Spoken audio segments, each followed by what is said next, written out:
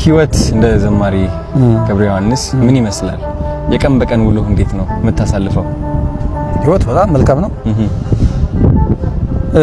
ግረ መንገድ ነገ ተጓዥ ነው። ለምሳሌ ጎባ ብያለሁ አይደል? የኛ ኑሮ በየክፍለ ሀገሩ እየተንቀሳቀስን ቃለ እግዚአብሔርን በዜማ ማመስገን ነው። ቤተክርስቲያናችን በምትልከን መንገድ ዛሬ ጎባ ነገ ጎባ ሳምንት ደግሞ ግረ መንገዴን ሳምንት 15 ቀን መቀሌ ነበርኩ አይደል? ተዘካለ እዛም የነበርነው መንፈሳዊ ተግባራት ነው። የወንድማችን ዲያቆን አስመላሽ ይተባረክ የትግርኛ መዝሙር ነበረ፣ እሱን ማስመረቅን ያው በዛውም በዚህም መንፈሳዊ ተግባራት ስለሆነ አንዴ መቀሌ አንዴ ባሌ አንዴ አዲስ አበባ እየሄድን ነው የምኖረውና ኑሮ በጣም በደስታ በተድላ በመስጋና ነው የምኖረው። ጥቂት ደግሞ እንደ ስጋ እረፍት ስለሚያስፈልገኝ 2-3 ቀን እረፍት አደርጋለሁ። ኦኬ በጣም ደስ ይላል።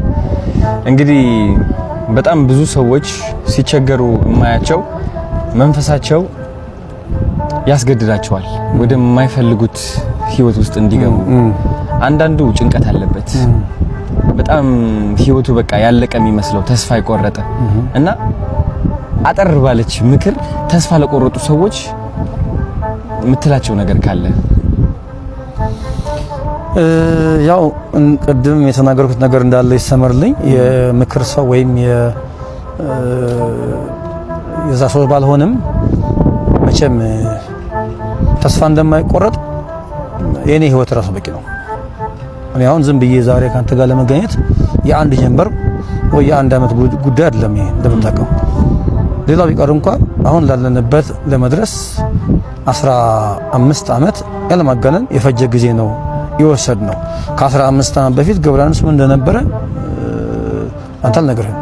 ስለዚህ የትኛውም ነገር ይከብዳል እንጂ ሊነጋ ሲል ይጨልማል። ስለዚህ ተስፋ መቁረጥ ለየትኛውም ነገር መብትሄ ስለማይሆን አንደኛ እግዚአብሔር የሚባል አምላክ አለ። እርሱ ደግሞ በሱ ፊት ሁሉ ነገር ትንሽና ቀላል ነው። ዛሬ እኔ ራሴን ለማጥፋት ዛሬ ከንቱ ነኝ እያልኩ የማስበው ገብረ ዮሐንስ ለእግዚአብሔር ግን ትንሽ እንደሆነ ማሰብ አለብን። በተረፈ ግን የትኛውም ነገር ከእግዚአብሔር በላይ አይደለም እና ሁሉም ሰው የሚመካ ቢኖር በእግዚአብሔር ይመካ ነው እንደተባለው። ለየትኛውም ችግራችን መብትሄ እግዚአብሔር ጋር አለ። ሁሉም ሰው ቢጨንቀው ወደ ቤተ እግዚአብሔር መጥቶ እንባውን ቢያፈስ እግዚአብሔር የሚሰማ አምላክ፣ እግዚአብሔር የሚያይ አምላክ፣ እግዚአብሔር ሁሉን የሚችል አምላክ ነው። ስለዚህ ይሄንን በዚህ መንገድ ቢጠቀም ሰው እመክራለሁ።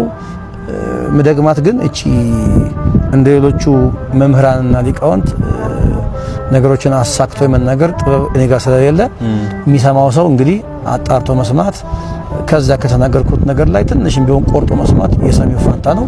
ይሄ ነው ልምችለው ወደ ነው። እኔ መጠየቅ የምፈልጋቸው ጥያቄዎች አሉ።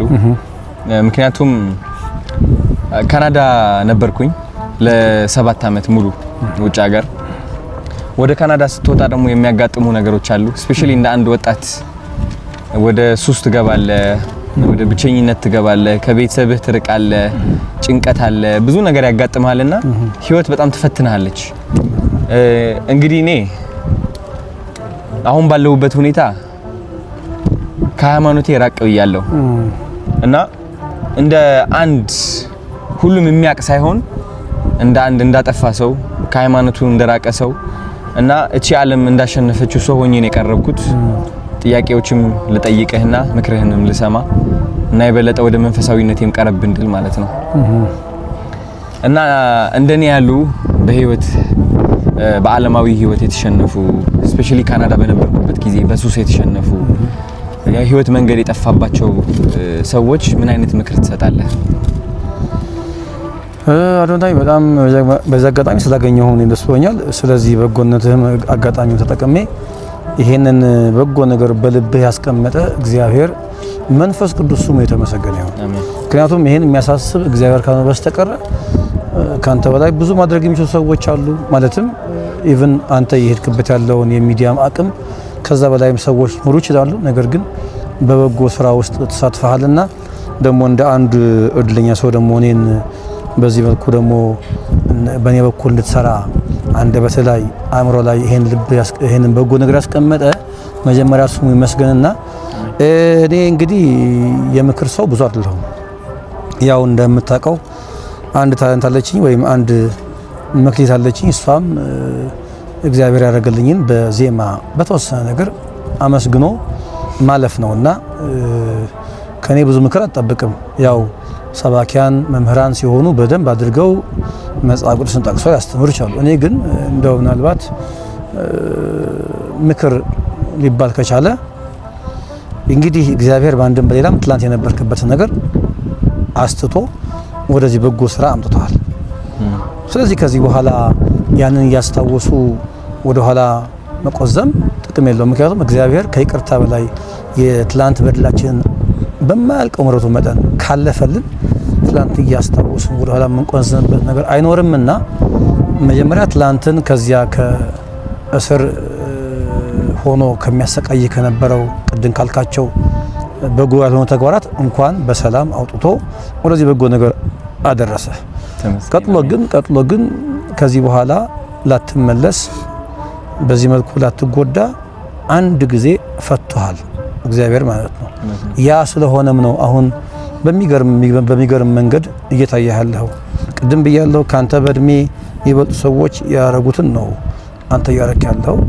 ሚዲያውም ቢሆን ከዚህ በላይ ተደማጭ የሆኑ ሰዎች ላያረጉት ይችላሉ።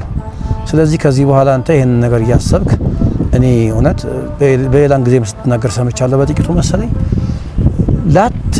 ላትመለስ ከዚህ በኋላ ጠላት ላይ ጫወትብህ ሰይጣን ላይ ጫወትብህ ላትመለስ አንድ የፈቶህ አሁን በመናየው አዶናይ ስለገለጠ ከዚህ በኋላ የትላንቱ እያስታወስን ምን ቆዘንበት ነገር አይኖርም። ነገር ግን እንደምክር ደግሞ የቆመ ሰው ሁሉ የቆመ ቢመስለው እንዳይወድቅ ይጠንቀቅ የሚል መጽሐፍ አለ፣ ቃል አለ። ሁሉ ጊዜኛ መቆማችን ስናስብ መውደቅ ሊኖር ስለሚችል አጠንክረን እግሮቻችንን ከመሬት ላይ በመጥበቅ መጽሐፍ ቅዱስን አብዝቶ በማንበብ ጸሎትን በማድረግ የደረገልን ነገር አብዝተን በማሰብ ግን ከዚህ በኋላ ያ ነገር እንዳይከሰት ግን መከላከያ አጥር ይሆን ዘንድ እሱ ነው ማመክረህ። አሁን በመቆምህ ደስ ይል ይገባል። ነገር ግን ደግሞ እኔም አንተም ሁላችንም የቆምን ሲመስለን ድንገት መውደቅ እንዳይኖር ደግሞ ለጊዜ በጸሎት በጾምና በተጋድሎ ራሳችንን ማበርታት ግን ይኖርብናል።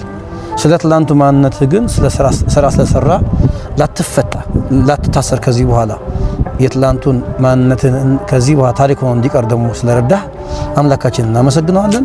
አሁንም ግን መክረች ብቻ ናት። የቆመ ሰው ሁሉ የቆመ እንዳይመስለው መውደቅ ሊኖር ስለሚችል በጾም በጸሎት በተጋድሎ ማንም እንዳልሆንክ ራስህ ምንም እንዳልሆንክ የሚያደርግልህ እግዚአብሔር የሚሰራብህ እግዚአብሔር እንደሆነ ካሰብክ ከዚህ በኋላ ምን ነገር ሊመጣ እንደማይችል ነው ልመክርህ የምችለው። ሌሎችም ሰዎች ይሄን የምናወራውን ነገር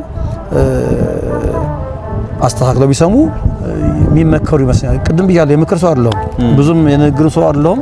የሚቀናኝ ዜማ ስለሆነ እንደው ሌላ ጊዜ በዜማ በግጥም ደግሞ ተከሽኖ ይሄን ዝማሬ ብንሰራው ሳይሻል አይቀርም። አዎ ደግሞ ድንገትም ስለተገናኘን ከዚህ በላይ ልናገር አልችልም። አዶናይ ቴንክ ዩ አባት